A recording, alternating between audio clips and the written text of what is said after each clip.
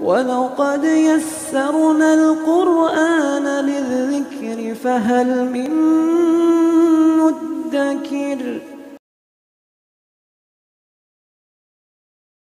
السلام علیکم ورحمۃ اللہ وبرکاتہ۔ الحمدللہ کفا وسلام علی عبادہ الذین اصطفیٰ، اما بعد۔ محترم ناظرین کرام، آسان درس قرآن کے اندر 10ویں پارے کا 12واں رکوع ہے، جس کے اندر سورہ توبہ سورہ نمبر 9 کی 5 آیتیں، آیت نمبر 38 سے آیت نمبر 42 تک۔ اعوذ باللہ من الشیطان الرجیم، بسم اللہ الرحمن الرحیم۔ یا ایھا الذین آمنوا ما لکم اذا قیل لکم انفروا فی سبیل اللہ اثاقلتم الی الارض ارضیتم بالحیاۃ الدنیا من الآخرہ فما متاع الحیاۃ الدنیا فی الآخرۃ الا قلیل۔ اے ایمان والو، تمہیں کیا ہو گیا ہے کہ جب تم سے اللہ کے راستے میں نکلنے کے لیے کہا جاتا ہے تو تم زمین کی طرف بوجھل ہو جاتے ہو؟ کیا تم نے آخرت کے مقابلے میں دنیاوی زندگی کو پسند کر لیا ہے؟ اگر ایسا ہے تو یاد رکھو کہ دنیاوی زندگی کا فائدہ تو آخرت کے مقابلے میں بہت تھوڑا ہے۔ الا تنفروا يعذبكم عذابا علیما ويستبدل قوما غیرکم ولا تضروه شیئا واللہ علی کل شیء قدیر۔ اگر تم نہیں نکلو گے تو اللہ تمہیں دردناک عذاب دے گا اور بدل کر تمہارے علاوہ کسی اور قوم کو لے آئے گا اور تم اس کا کچھ نہ بگاڑ سکو گے، اور اللہ ہر چیز پر قادر ہے۔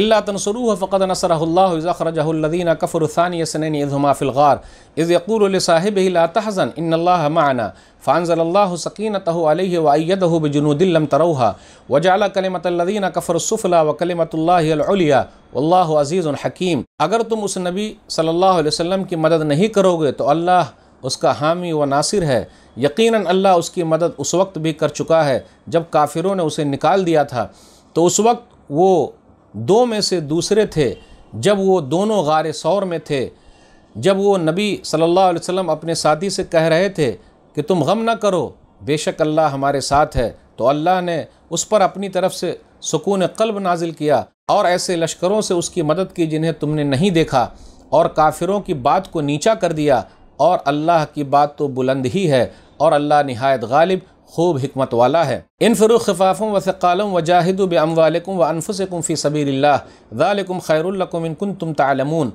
تم نکلو، خواہ ہلکے ہو یا بوجھل، اور اللہ کے راستے میں اپنے مالوں اور اپنی جانوں کے ساتھ جہاد کرو، یہی تمہارے لیے بہتر ہے اگر تم جانتے ہو۔ لو کان عرضا قریبا وسفرا قاصدا لاتبعوک ولکن بعدت علیہم الشقہ وسیحلفون باللہ لو استطعنا لخرجنا معکم یہلکون انفسہم واللہ یعلم انہم لکاذبون۔ اے نبی صلی اللہ علیہ وسلم، اگر مال جلد حاصل ہونے والا ہوتا اور سفر درمیانہ ہوتا تو وہ ضرور آپ کے ساتھ چلتے، مگر ان پر تو مسافت بہت کٹھن ہو گئی، اور اب وہ اللہ کی قسمیں کھا کھا کر کہیں گے کہ اگر ہم میں طاقت ہوتی تو ضرور تمہارے ساتھ نکلتے۔ وہ خود کو ہلاک کر رہے ہیں اور اللہ جانتا ہے کہ بے شک وہ جھوٹے ہیں۔ ناظرین کرام، آسان درس قرآن کے اندر 10ویں پارے کا 12واں رکوع ہے، جس کے اندر سورہ توبہ سورہ نمبر 9 کی 5 آیتیں ہیں، آیت نمبر 38 سے آیت نمبر 42 تک۔ آئیے غور کریں، آیت نمبر 38 اور آیت نمبر 140 کے اندر یہ کہا گیا جو لوگ جہاد پہ نہیں نکل رہے نبی صلی اللہ علیہ وسلم کے ساتھ، ان کی سرزنش کی جا رہی ہے۔ ما لکم اذ قیل لکم انفروا فی سبیل اللہ اثاقلتم الی الارض۔ کیوں جب تم لوگوں کو اللہ کے راستے میں نکلنے کے لیے کہا جاتا ہے تو زمین میں لگے جاتے ہو، یعنی تم نکلتے کیوں نہیں ہو؟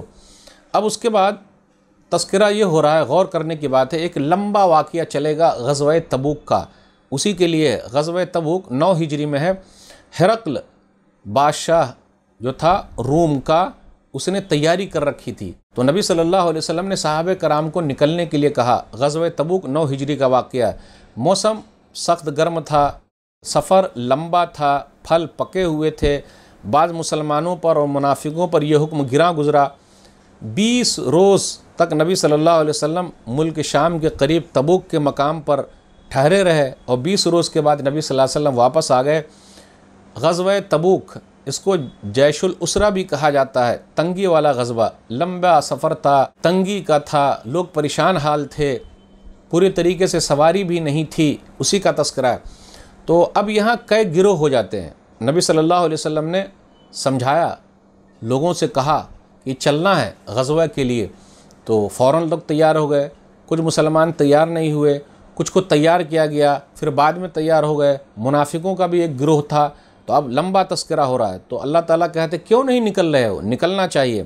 اور اللہ نے کہا دیکھو اللہ نے نبی صلی اللہ علیہ وسلم کی مدد کی ہے. کب مدد کی ہے؟ غزوہ بدر میں. مدد اس وقت بھی کی ہے جب ہجرت کے موقع پر نبی صلی اللہ علیہ وسلم نکلے تھے اور غار ثور تک پہنچ گئے تھے، اپنے ساتھی کو دلاسا دے رہے تھے، یعنی ابو بکر صدیق رضی اللہ تعالیٰ عنہ کو یہ کہتے وَلَا تَحْزَنْ إِنَّ اللَّهَ مَعَنَا، آیت نمبر 40 میں کہ گھبرائیے نہیں، اللہ ہمارے ساتھ ہے، اس لیے گھبرانے کی ضرورت نہیں ہے. صحیح بخاری کتاب التفسیر کتاب نمبر 65 حدیث نمبر 4663 ابو بکر رضی اللہ تعالیٰ عنہ نے کہا كنت مع النبی صلی اللہ علیہ وسلم فی الغار فرأیت آثار المشرکین فقلت یا رسول اللہ لو ان احدهم رفع قدمه رعانا. میں نبی صلی اللہ علیہ وسلم کے ساتھ غار میں تھا تو میں نے مشرکوں کی آہٹ سنی. میں نے کہا اللہ کے رسول صلی اللہ علیہ وسلم اگر وہ لوگ اپنے قدم کو بھی دیکھ لیں گے تو ہم لوگوں کو دیکھ لیں گے. تو نبی صلی اللہ علیہ وسلم نے فرمایا اما ظنک باثنین اللہ ثالثہما، دونوں کے بارے میں کیا خیال ہے جس کا تیسرا اللہ ہو. تو اس لیے گھبرانے کی ضرورت نہیں، اپنا معاملہ اللہ کے سپرد کر دیجئے.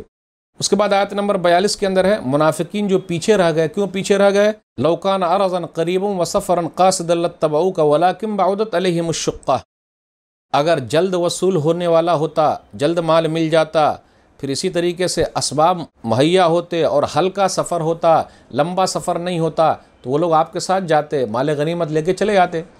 تو غزوہ تبوک کا تذکرہ چل رہا ہے، کئی اور آیتوں میں چلے گا اور لمبا چلے گا، لگ بھگ اخیر سورہ تک یہ چلتا رہے گا. ناظرین کرام آج کے درس میں بس اتنا ہی. اللہ سے دعا ہے کہ اللہ تعالی ہم لوگ قرآن کریم کو پڑھنے، سمجھنے، عمل کرنے اور لوگوں تک پہنچانے کی توفیق دے. آمین. والسلام علیکم ورحمۃ اللہ وبرکاتہ.